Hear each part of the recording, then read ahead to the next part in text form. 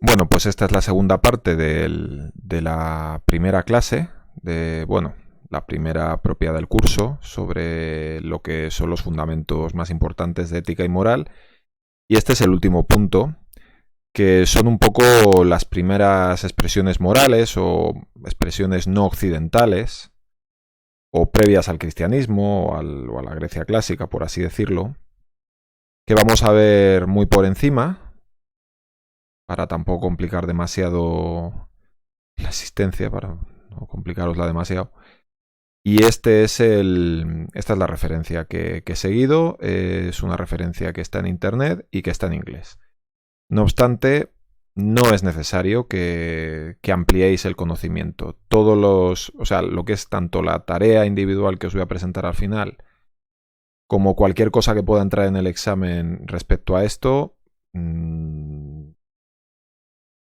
debería poderse contestar fácilmente solamente con el contenido de mi explicación y de lo que está escrito en la presentación. Pero bueno, por si acaso alguien quiere echarle un vistazo, pues esa es la referencia. En principio tenemos que el origen de la moralidad en muchas ocasiones viene dado por mitos. El código de Hammurabi se ve como uno de los primeros de las primeras textos morales que hay. No es propiamente un mito, aunque sí es un mito la idea de que era un código que creía en la reciprocidad total, bueno, el ojo por ojo y todo eso. Bueno, ahora vamos a ver en un instante que no es exactamente así, pero sí es cierto que en muchas ocasiones viene dado por mitos. Por ejemplo, la moral judía, judío-cristiana, que parte, al menos en lo que es el Antiguo Testamento, de los 10 mandamientos. Pues como sabéis, los 10 mandamientos le fueron dados a Moisés por Dios en el monte Sinaí. Esto es un mito. Y viene, pues ya lo veis ahí, es un mito de hace 1000 y pico años. 1000 y pico años antes de Cristo, perdón, o sea, 3000 y pico años. Otro mito interesante, más reciente, del 400 a.C., es de cuando Platón escribió el Protágoras, y en ese diálogo lo que dice es que fue Zeus el que entregó la moral a los hombres, que no conseguían evolucionar nada, los animales les pasaban por encima, eran más fuertes y más ágiles y más de todo. Y fijaos qué interesante que el regalo de los dioses, de Zeus en este caso, el padre de todos los dioses, a los seres humanos, no es la inteligencia, que en teoría ya tenían y que no les servía de mucho, sino la moral. Bien, pues vamos a ver algunos ejemplos de morales antiguas. Y aquí tenemos una de las más antiguas, que es los preceptos de Maat del 3000 a.C. en Egipto. Y como veremos, las expresiones morales más occidentales, si es que se puede llamar así, o sea, al menos de aquellas civilizaciones que más influyeron en Occidente, como puede ser Egipto, Judea o Babilonia, eran morales más bien prácticas y bastante materiales. Es decir, tú seguías unos preceptos morales, pues para que te fuera bien, y sobre todo a nivel social. Una cosa muy interesante es que hoy día se dice que las sociedades orientales em, son más colectivistas que las occidentales. Y bueno, sí, eso es cierto, al menos hasta cierto punto eso es así. Pero sin embargo, los modelos morales de aquel entonces, los que más influyeron en Occidente, al principio eran más grupales los occidentales y más individuales los orientales. En fin, la historia es complicada, pero bueno, estas cosas son curiosas. A mí al menos me lo parece. Bueno, pues no me lío. Lo que os decía de Egipto, eh, podéis leerlo. Habla de preceptos como la justicia, como el bien, no sé si moral, pero ético, moral por excelencia, que vamos, cuando se habla de que los que estaban en la clase dominante tenían que impartir justicia, o sea, tenían que ser justos. Y es interesante ver que los preceptos estos estaban hechos No un poco como decía Marx, ¿no? Que la moral es algo que crea la clase dominante y que luego pues impone de alguna manera al pueblo o a la clase obrera. No, aquí la moral era para la clase dominante, en principio. ¿Y para qué? Para que les fuera bien en la vida, básicamente. Aquí pone pues cómo vivir felizmente, evitar problemas innecesarios y conseguirse el favor de los superiores, es decir, el favor de los que tenían más poder que tú. Y poco más. Entonces, partiendo de aquí, pues ya podéis ver un poco por dónde van los tiros. Es una moral muy, muy pragmática y son morales muy sencillas. Es decir, no se intenta explicar qué es la justicia, se asume que los gobernantes tienen que actuar con justicia. Pero no hay una definición de justicia. Esto es una cosa que yo creo que pasa hoy día también. No se habla de lo que es justo y de lo que no es justo, pero hay que especificar nuevamente el marco, ¿no? Que entendemos como justicia. Bueno, entonces, el código de Hammurabi, lo que os decía, se basaba mucho en la reciprocidad. A ver, es un código legislativo. Te dice, si haces tal cosa, esta va a ser la consecuencia. Es más bien, son leyes. Pero no son tan justas. Bueno, no hay una reciprocidad absoluta como puede pensarse con lo del ojo por ojo, porque básicamente dependía de la clase social a la que pertenecieras. Lo cual, bueno, ya nos lo creemos más, ¿verdad? Lógicamente, si eras de una clase superior, pues la pena era menor por el mismo delito que si eras de una clase inferior. Luego tenemos, nada, muy, muy por encima sobre la ley de Israel. De aquí me interesa una cosa, porque realmente tenían muchísimas influencias babilónicas y egipcias. De hecho, hasta los mitos, pero vamos, no me voy a meter aquí, pero vamos, lo del mito del arca de Noé, el mito del nacimiento, bueno, lo del nacimiento de una virgen, aunque eso claro, eso ya no es judío, pero muchísimos de estos mitos religiosos vienen de Babilonia y vienen de la civilización, por ejemplo, la civilización sumeria, hay bastantes cosas. No me voy a entretener, pero bueno, que lo sepáis.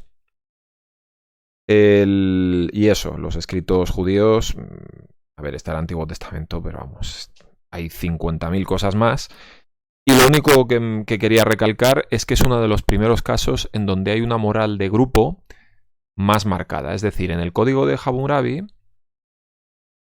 había una moral que dependía de la clase social. O sea, que al grupo, o sea, al pueblo, al conjunto de las personas que vivían pues en el reino que fuera, no se las trata por igual, sino que se divide a la gente por clases. Sin embargo, en el antiguo Israel, al menos en teoría, todos los judíos son iguales. Los que no son iguales son los no judíos. Es una moral pues más basada en lo que es el grupo como judíos, ¿no?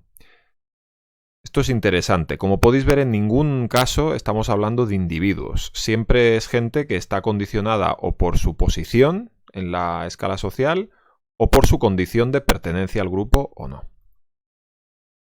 Esto es muy diferente en Oriente, como os he dicho. O sea, realmente, aunque ya sabéis que en el hinduismo hay castas y todo eso, pero ciertos escritos muy antiguos, como los Vedas, que es de hace, pues lo mismo, 3000 y pico años, la moral que se propone es mucho más espiritual, filosófica y también práctica. Pero para el individuo, de lo que se trata es de purificarse y de vivir en armonía con el todo.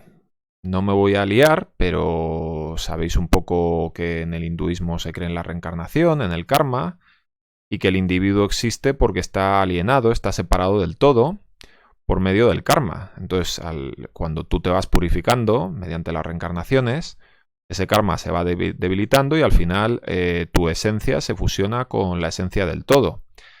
Ahí, vamos, no me acuerdo, pero había algún santón de estos que decía que esto es como si todos fuéramos gotas de agua y el todo fuera el mar.